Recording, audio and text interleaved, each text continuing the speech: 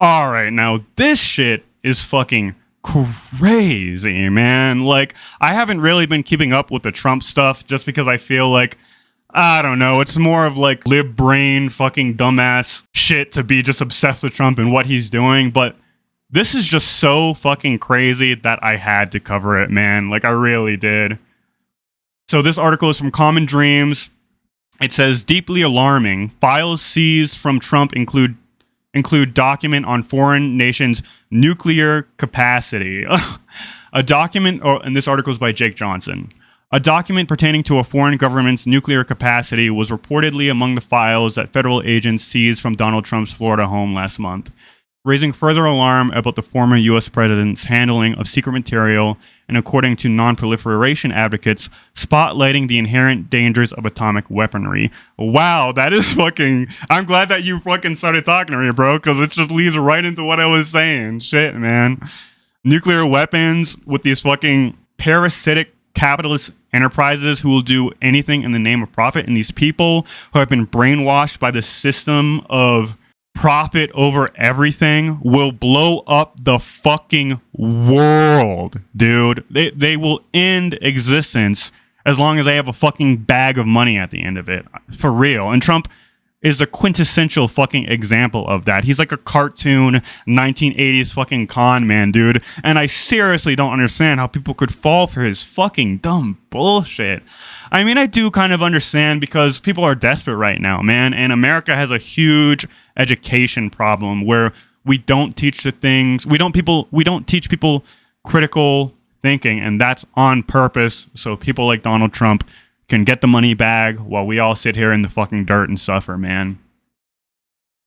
According to the Washington Post, FBI agents who raided Mar-a-Lago on August 8th found a document describing a foreign government's military defense, including its nuclear capabilities. The reporting does not specify which nation. This isn't solely about Donald Trump. It's an indictment of the inherent flaws and fragility of the nuclear system. Documents about such highly classified operations require special clearances on a need-to-know basis, not just top-secret clearance, the newspaper observed Tuesday. Some special access programs can have as few as a couple dozen government personnel authorized to know of an operation's existence. Records that deal with such programs are kept under lock and key, almost always in a secure, compartmented information facility, with a designated control officer to keep tabs on their location. So I was actually in the military doing intelligence for about 2 years. And I'm telling you, if Donald Trump was just a normal person who did this shit, he would literally be in jail for the rest of his life. I had to sign a document when I first joined the military that said that if I ever mishandled any type of government secrets, that it's automatically fucking 80 years in prison for me, dude. So don't tell me that it's not the case, that it's just straight up a 2-tier system in the United States when it comes to justice, man. Come on. It's fucking insane. And what he's describing is SCI, so secret compartmentalized information. What do you say? I'm out of here. We're done trying to stay in the minds of people like you. Whatever's coming, you're about to be lost behind it. See you on the other side. Do you not hear how fucking fascist you sound, dude? Like, you're just proving my point, bro. Put down the spear, put down the pitchfork, go outside, hug somebody, get off the internet and touch grass sometimes, man. Come on.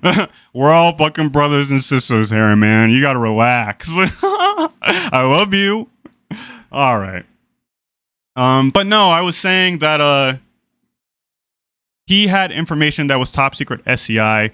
SCI is the highest level of security clearance where, like it said, like only a couple of people can know about it. I mean, I will say that some classified things that are secret just shouldn't be secret. They have a lot of weird, stupid shit that's classified as confidential, as secret, or top secret. But I mean, we're gonna get to it more later with some tweets and some more information about this. Like, there is almost no doubt in my mind that Trump definitely sold documents and definitely fucked over, like literally got CIA agents killed. But I'm getting ahead of myself. Let's get back into this.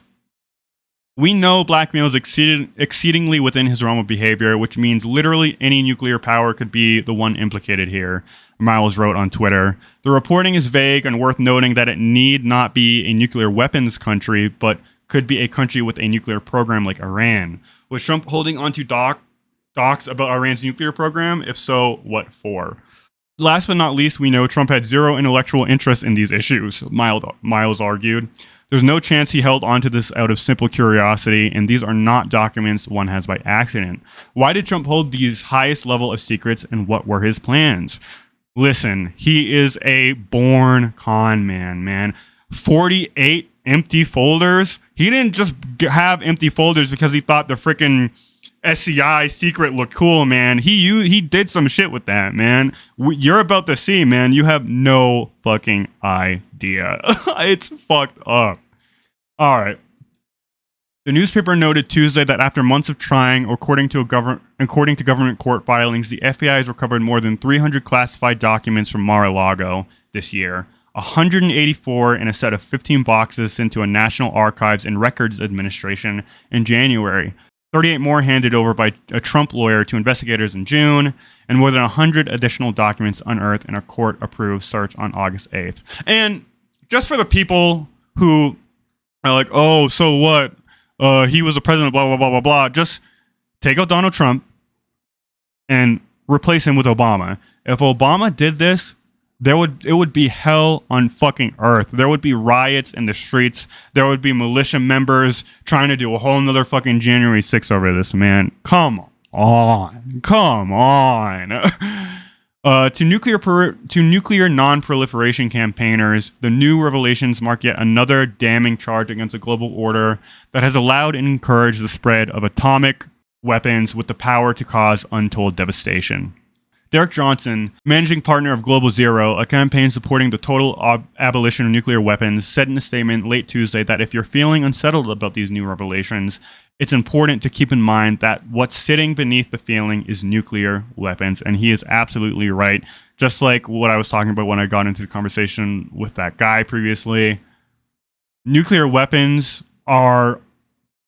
It's been so long that nuclear weapons have been in the global zeitgeist that people kind of take it for granted now, but there is literally a gun pointed to every man, woman, and child's head across the entire world. That's what nuclear weapons are.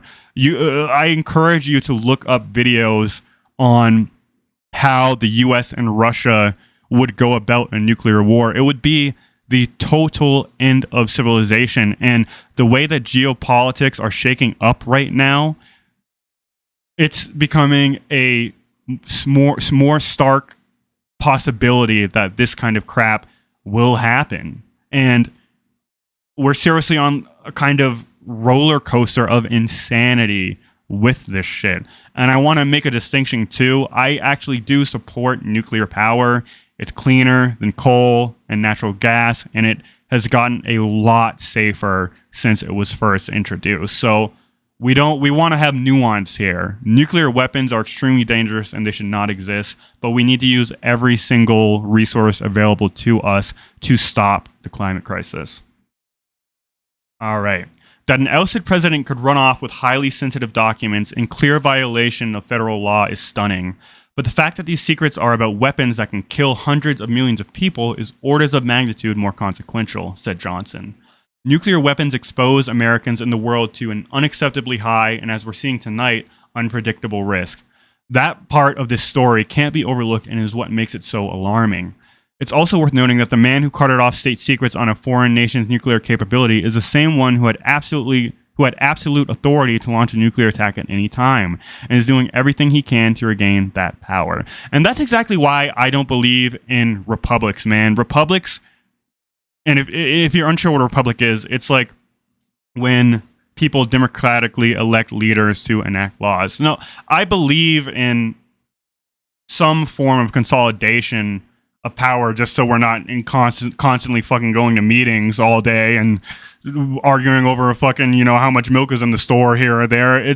But when you have a concentration of power as high as you do in most republics, it just will eventually lead to some fucking insane person getting into that position and making it very difficult for them to get out. Someone who's insane or nefarious or greedy or sociopathic, man. You know what I mean? And it's just not good. Direct democracy is always how you have the most free and just society.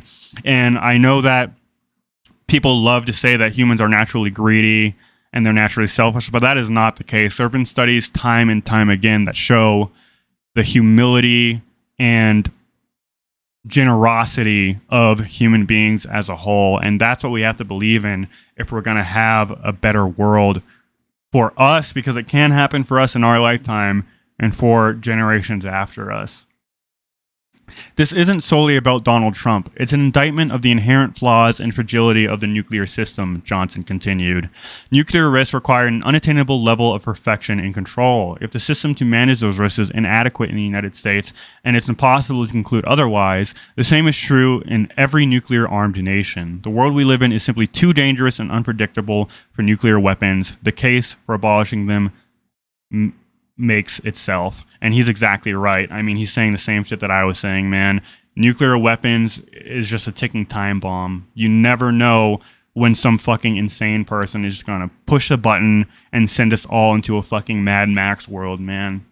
Now, if you thought that was crazy, Trump had nuclear documents, wait until you see what the fuck else is happening in regards to this, man.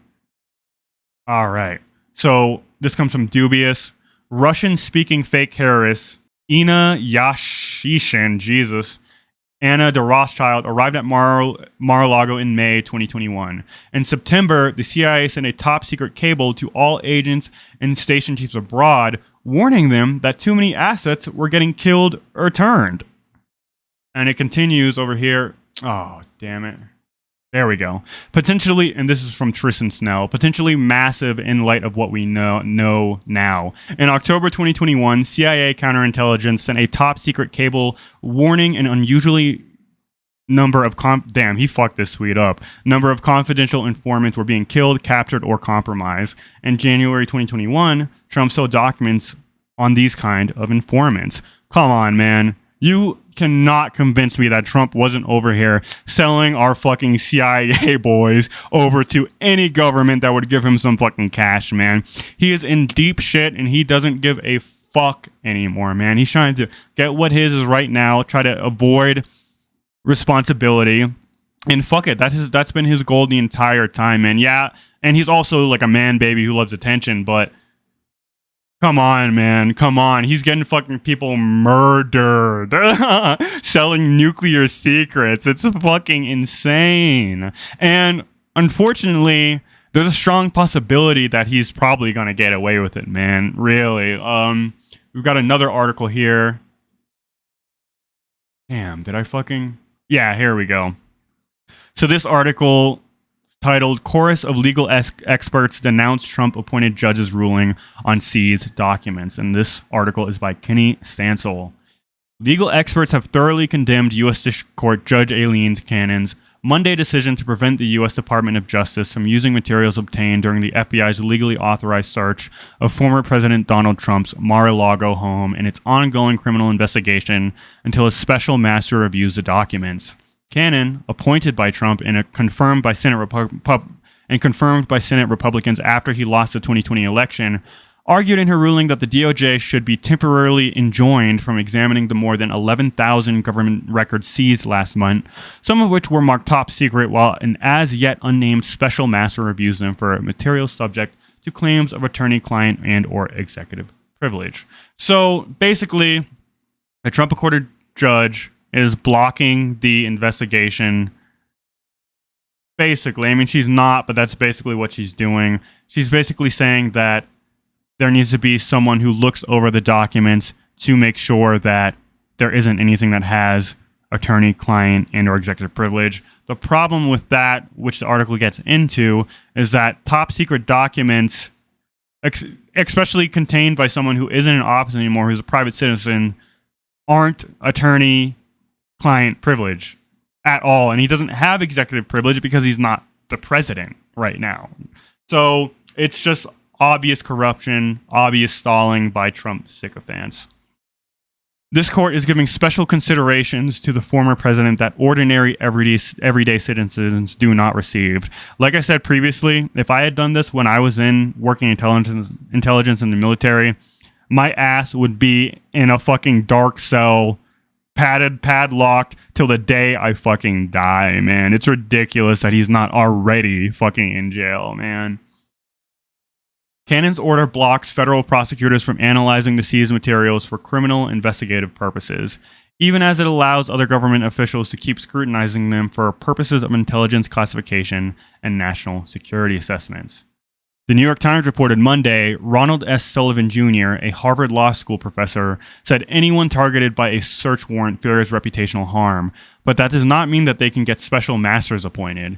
He called Judge Cannon reasoning thin at best and giving undue weight to the fact that Mr. Trump is a former president. I find that deeply problematic, he said, emphasizing that the criminal justice system was supposed to treat everyone equally. This court is giving special considerations to the former president that ordinary, everyday citizens do not receive. Samuel W. Buell, a Duke University law professor, agreed. To any lawyer with serious federal criminal court experience who is being honest, this ruling is laughably bad, and the written justification is even flimsier. He wrote in an email, Donald Trump is getting something no one else ever gets in federal court. He's getting it for no good reason, and it will not in the slightest reduce the ongoing howls that he's being persecuted when he is being privileged. And that's the name of the game, man. They're just trying to further instill the victim complex within the right so Trump can use his base as a shield in case things get too hairy for him. As Bennett pointed out, Cannon said at the outset that she was inclined to give Team Trump what it wanted, but she thought it would be best to give the Justice Department an opportunity to make its case. And she literally just gave away the game right there. She said that she was inclined to give Team Trump what it wanted, which means Daddy Trump put me in charge, and now I'm going to pat him on the back and make sure that I do what he put me here to do. In a Slate opinion piece published Tuesday, Norman Eisen, former White House ethics czar during the Obama administration. These libs are so fucking stupid with the way they say shit.